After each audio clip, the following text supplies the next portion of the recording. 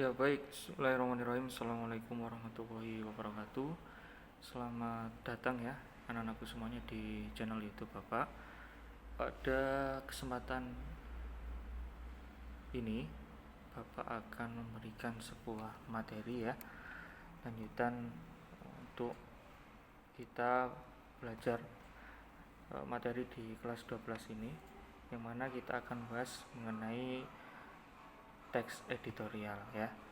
Untuk materi teks editorial ini sendiri tentunya anak-anak sudah memberikan sebuah gambaran pada pertemuan kemarin, di mana kita telah melakukan aktivitas-aktivitas ya, yang khususnya adalah menganalisis. Dalam konsep belajar Bapak tidak hanya memberikan sebuah materi, yang terlebih penting dalam hal ini adalah anak-anak bisa menerapkan materi yang saya berikan. Salah satunya kemarin adalah menganalisis ya, menganalisis teks editorial. Nah, pada kesempatan ini Bapak akan menganalisis yang lebih berbeda lagi, yang kalau kemarin masih berupa karakteristik isi ya, sedangkan pada materi hari ini adalah mengenai kebahasaan dari teks editorial. Nah, ini yang kita pelajari kemarin ya anak-anakku semuanya. Kita berproses mengenai teks editorial berupa topik ya kemarin ya. Kemudian anak-anak juga menganalisis mengenai permasalahan yang diangkat dalam sebuah teks editorial, kemudian mengangkat fakta-fakta yang dihadirkan oleh penulis, kemudian menghadirkan argumen-argumen juga, dan tentunya dalam teks editorial tentu memberikan sebuah solusi. Jadi dalam teks editorial itu memang mengangkat berbagai persoalan yang terjadi di masyarakat, baik sosial, ekonomi, budaya, dan sebagainya. Tapi dalam hal ini juga seorang penulis editorial juga memberikan sebuah solusi bagaimana menyelesaikan sebuah permasalahan yang ada, dan tentunya disertai dengan bukti atau fakta yang logis ya, agar dapat diterima oleh pembaca. Baik anak-anakku semuanya, lalu apa sih pengertiannya editorial ya? Bapak sekali lagi menyampaikan pada anak-anak, kalian bebas mengartikan editorial itu seperti apa, karena bahasa Indonesia itu sifatnya adalah aplikatif, Rek. Kalau kita bisa memahami editorial tapi kita tidak bisa menganalisis, itu jadi sebuah permasalahan. Nah, kita boleh mengartikan bagaimana saja. Ini saya Bapak berikan sebuah rujukan. Jadi editorial itu juga bisa disebut dengan opini ya, opini yang berisi pendapat atau argumen dari media yang dihadirkan oleh seorang penulis. Ya, penulisnya bebas di sini, bisa seorang akademisi, bisa menjadi orang ahli atau pimpinan-pimpinan dalam sebuah instansi-instansi, bisa, asalkan orang tersebut memiliki kemampuan dalam bidang tersebut, yang tentunya terhadap persoalan-persoalan aktual ya, fenomenal, kontroversial, dan berkembang dalam masyarakat. Tentu kalau kita analisis kemarin, bagaimana editorial kemarin yang kita bahas adalah editorial yang aktual, terjadi kekinian. Jadi fenomena pembelajaran di masa pandemi gitu ya. Jadi mungkin anak-anak masih ingat pada aspek yang sudah kita pelajari kemarin. Apa saja karakteristiknya ya? Ada topik ya, kemarin yang kita bahas. Topiknya apa? Masalah pendidikan, apakah sosial, apakah ekonomi? Nah, itu tentu anak-anak sudah bisa menganalisis. Nah, kemudian ada masalahnya, apa permasalahan yang terjadi? Oh, ternyata permasalahan dalam pembelajaran daring ini adalah fasilitas atau infrastruktur yang dimiliki oleh guru maupun siswa ternyata belum memadai sepenuhnya. Misalkan seperti itu. Ada fakta. Fakta di sini adalah berkaitan dengan angka atau data-data yang dihadirkan oleh penulis editorial. Jadi kalau kita menulis editorial, tentu tidak semuanya jadi pendapat jadi penulis. Jadi ketika kita menulis editorial, itu harus disertai dengan fakta. Ketika kita bicara pembelajaran daring tidak maksimal, kemudian didukung dengan data. Datanya misalkan dari pusat, dari Kemendikbud, bahwa tujuannya pelaksanaan belajar daring ternyata hanya 70%, itu boleh. Jadi ada fakta yang dihadirkan, kemudian ada pendapat, ada solusi, argumen ya yang disampaikan oleh penulis. Terakhir adalah solusi. Nah, solusi adalah bagaimana menyelesaikan sebuah persoalan yang terjadi. Nah, ini adalah mengulas kembali apa yang kita kerjakan. Nah, kebanyakan dari anak-anak ketika saya berikan soal kemarin, ya alhamdulillah 70 hingga 80% anak-anak sudah mampu ya menganalisis dari persoalan yang Bapak berikan. Mulai dari topik ya, kemarin adalah membangun kecakupan peserta didik, ada yang jawab pendidikan dan pembelajaran dan sebagainya. Yang penting adalah memiliki secara keseluruhan mewakili wadah dari editorial kemarin Bapak benarkan. Kemudian ada masalah, ada ambiguitas selama apa yang harus diajarkan gitu ya, masalah infrastruktur, kemudian pengalaman guru. Nah ini adalah permasalahan-permasalahan yang dihadirkan dalam teks editorial kemarin. Kemudian ada fakta, tentu anak-anakku banyak yang sedikit salah atau ya ini banyak problem di fakta. Anak-anakku semuanya yang ada di rumah, fakta kemarin adalah bagaimana kehadiran fakta yang tidak ada muatan unsur dugaan, misalkan kira-kira, mungkin. Nah kata-kata seperti harus dihindari. Hal yang mudah untuk menebak fakta atau bukan adalah kehadiran dari angka. Coba kita lihat ada sebuah angka PSMK ya, Direktorat PSMK 2019 sudah bisa hampir dipastikan itu adalah fakta. Nah, fakta itu jadi menghindari kata-kata dugaan dan juga kemunculannya adanya angka-angka seperti itu atau data. Kemudian ada pendapat. Jadi pendapat di sini, anak-anakku semuanya, jadi sebuah argumen yang dibangun oleh penulis editorial. Jadi kalau misalkan beliaunya menyampaikan ini ada kata-kata yang bernuansa argumen. Ya, jangan sampai ya ini seperti itu. Harapan ke depan. Nah, ini adalah sebuah pendapat yang dihadirkan oleh penulis editorial. Dan yang kelima adalah solusi. Bagaimana solusi ini sebuah bentuk argumen yang dihadirkan oleh penulis editorial itu untuk menghadirkan sebuah alternatif bagaimana ke depan untuk pembelajaran seperti apa. Ketika memang masalah sudah dikupas dengan baik, kemudian setidaknya penulis editorial adalah memberikan sebuah solusi, tawaran. Ya memang sifatnya masih sebuah tawaran, tetapi jika tawaran itu memiliki tendensi yang baik untuk perbaikan ke depan, tentu itu menjadi bukan sebuah persoalan ya, malah itu bagus untuk perbaikan di pembelajaran itu sendiri. Baik, tujuan pembelajaran ya dari ini ya, kemarin sudah membahas mengenai editorial, kemudian pengertian, karakteristik ya, kemudian kebahasaan. Kita akan membangun pemahaman kita. Kalau kita masih karakteristik, kita akan membahas mengenai kebahasaannya.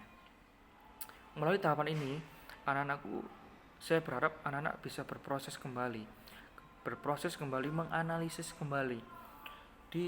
Bukan ilmu teori semata ya bahasa Indonesia, tetapi juga anak-anak bisa menerapkan apa yang sudah didapatkan. Tentu penerapan akan jauh lebih memiliki tingkat pemahaman yang lebih daripada kita hanya menerima seperti segelas ini ya kosong kemudian diisi dengan air minum, tapi anak-anak yang mencari sendiri sumber mata air, kemudian anak menerka, menganalisis, dan kemudian menghadirkan sebuah pemahaman yang tentunya penting untuk anak-anakku semuanya. Nah, kita observasi ya, cermati kebahasan editorial, kemudian kita mengumpulkan dan juga refleksi. Nah, apa saja yang dihadirkan dalam kebahasaan editorial? Oke, yang pertama anak-anakku semuanya itu adalah menggunakan kalimat retoris. Apa yang di benak kalian dalam kalimat retoris? Tentu kalimat retoris adalah kalimat tanya yang tidak membutuhkan jawaban. Misalkan ada sebuah contoh kalimat, siapa yang dapat menandingi ya, kehebatan saya? Tentu tidak ada. Nah, ini adalah misalkan ada kalimat seperti itu. Nah, itu adalah sebuah kalimat retoris yang tidak membutuhkan jawaban. Bahwa maksudnya seorang tersebut memang memiliki keahlian yang luar biasa hebat sehingga tidak bisa orang lain menandingi kemampuannya. Misalkan fenomena sekarang di Indonesia. Kalau kita melihat budaya dan tradisi yang terjadi di masyarakat sekarang, ada sebuah kalimat seperti ini. Masihkah hari ini Indonesia? Nah, masihkah hari ini Indonesia ini adalah kalimat retoris. Kenapa? Karena faktanya di lapangan di Indonesia orang memakai misalkan belangkon mungkin sulit kita temui ya kan. Mungkin kalau di zaman dahulu masih banyak orang yang seperti itu. Kemudian bergeser ya, tradisi-tradisi seperti itu bergeser.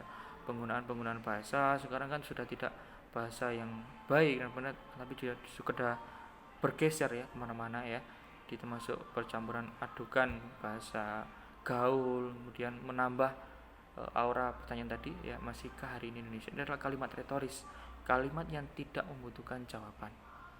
Jadi masih banyak contoh-contoh yang lain untuk kalian gali bagaimana kalimat retoris. Tentunya untuk menentukan kalimat ini, anak-anak cukup mencari kalimat tanya yang ada dalam editorial. Ketika kalian menemukan kalimat tanya itu, tentu itu adalah kalimat retoris. Karena tidak mungkin penulis kemudian mengajukan pertanyaan yang dijawab ya perlu dijawab oleh pemain, tidak, tetapi pertanyaan untuk menyadarkan bahwasanya kondisi sekarang itu ya seperti itu. Kalimat retoris adalah yang tidak membutuhkan sebuah jawaban. Kemudian anak-anakku semuanya, yang kedua itu adalah kata-kata populer. Nah, kata-kata populer di sini adalah kata-kata yang mudah atau dicerna dipahami oleh pembaca. Kalau kita membaca artikel yang kita baca kemarin, ada kata-kata pandemi, epidemi, kemudian daring dan sebagainya. Untuk masyarakat awam tentu perlu untuk menganalisis apa makna yang terhadirkan dalam kata-kata tersebut. Nah, yang kita cari dalam kata-kata populer yang barusan Bapak sebutkan itu adalah kata istilah dalam bidang keilmuan. Nah, misalkan tadi adalah bidang pendidikan. Kalau dalam bidang misalkan biologi, CO2, misalnya H2O dan sebagainya, itu adalah kata-kata istilah. Jadi beda ya, kata istilah dan kata populer adalah hal yang berbeda. Misalkan kata populer di sini adalah kata yang mudah dipahami ya. Sekali lagi mudah dipahami oleh pembaca. Misalkan kata keuntungan. Keuntungan semua orang tahu bahwa keuntungan adalah jenis kata yang populer dan biasanya dihadirkan oleh semua kalangan. Saya memiliki keuntungan sebesar 7 juta rupiah per bulan. Nah, ini adalah kata-kata yang mudah dipahami. Tapi kalau kata yang sulit untuk dipahami, nah itu berarti kata teknis, berarti bukan kata populer. Jadi kata populer adalah kata yang mudah dipahami oleh semua kalangan. Itu prinsipnya yang kedua. Di poin yang ketiga, anak-anakku, kata ganti penunjuk ya. Kalau kita membaca karya sastra, kata ganti tentunya hadir dengan kata ganti persona atau orang. Tetapi dalam teks editorial ini, anak-anakku, editorial itu menghadirkan kata-kata yang penunjuknya itu adalah kata ganti benda, tempat, atau objek suatu. Misalkan kalau dalam sastra, aku gitu ya, aku berdiri di sini, aku kemudian berlari. Nah, kata ganti aku ini hadir dalam karya sastra. Tapi dalam teks editorial itu bukan kata ganti aku, kamu, saya, dan seterusnya. Tetapi kata ganti non persona. Non persona itu adalah bukan orang, tetapi objek yang dibahas. Ketika kita membahas, misalkan seorang membahas mengenai pendidikan, pendidikan adalah bla bla bla bla bla. Pendidikan kemudian disebut lagi di situ di kalimat yang kedua. Pendidikan di Indonesia. Nah, ini adalah kata ganti penunjuk, baik waktu ya, tempat ataupun peristiwa ataupun yang lainnya. Kemudian ketika seorang mengambil topik pembelajaran, misalkan pembelajaran di Indonesia selama daring mencapai kesuksesan sebesar 70%. Pembelajaran tersebut mulai dari tahap A, B, C, D, E. Nah, kata pembelajaran, kata sini, situ, ini, hal ini adalah kata ganti penunjuk. Jadi tolong nanti bisa dicerna anak-anak bisa ya untuk menganalisis, untuk apabila anak-anak masih belum jelas bisa berselancar sendiri, mencari materi sendiri di internet untuk memudahkan kalian lebih memahami apa yang Bapak sampaikan. Tentunya sebenarnya ketika anak mendengarkan dengan baik, insya Allah sudah bisa. Kemudian anak-anakku semuanya, yang terakhir adalah konjungsi kausalitas. Apa itu konjungsi kausalitas? Jadi konjungsi adalah kata hubung pertama. Jadi kausalitas itu menghubungkan sebuah kalimat baik di dalam kalimat ataupun di antar kalimat, yang mana kausalitas ini memiliki tendensi berhubungan dengan sebab sama akibat. Ya misalkan ya ada kalimat hari ini ya, saya pergi ke sawah ya karena, nah kata karena ini adalah sebab akibat. Karena ayah dan ibu meminta saya untuk mengirim bekal makanan ke sana. Nah, kata karena di sini adalah kata kata konjungsi yang menghubungkan dua kalimat berbeda. Jadi bisa di dalam kalimat ataupun di luar antar kalimat itu sendiri. Jadi itu anak-anak, 4 aspek ini kalian cari habis ini, menganalisa teks editorial, menemukan 4 kebahasan ini. Jadi anak-anakku silakan berproses ya. Jadi langkah apa yang harus kita lakukan? Yang pertama, kita kunjungi alamat yang web Bapak menulis editorial kemarin ya. Kita kunjungi lagi. Kemudian yang kedua, identifikasi karakteristik dari kebahasaannya. Ada kata populer ya, kalimat retoris, kata ganti penunjuk, dan konjungsi. Silakan berproses anak-anakku semuanya. Tentu doa terbaik buat kalian agar bisa menyelesaikan tugas ini dengan baik. Nah, ini jika sudah, kemudian anak-anak bisa mengumpulkan ya, bisa ditulis tangan ataupun diketik dalam MS Word. Kemudian tugas tetap dikumpulkan dalam media kita pembelajaran di classroom-nya Bapak gitu ya. Silakan dikumpulkan. Jika ada pertanyaan bisa disampaikan di kolom komentar atau via Google Classroom gitu ya. Demikian Bapak yang dapat sampaikan. Kurang lebihnya saya mohon maaf ya. Assalamualaikum warahmatullahi wabarakatuh.